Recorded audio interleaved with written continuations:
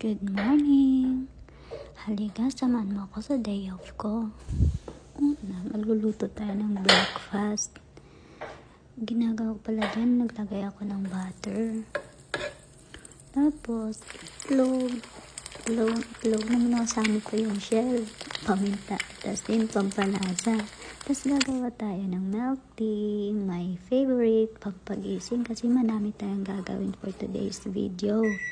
Tapos magtitinapay lang tayo kasi wala namang kanin dito. Nakakapagod pala magsalita, no? Tada! Ayan na, finished product. Halika, kape muna tayo bago tayo magsimula sa isang buong araw. Ayan, mag-milk tea na tayo para magising tayo sa katotohanan na hindi na tayo bata. Kailangan natin magkayod para sa kinabukasan ng buhay. Kinabukasan?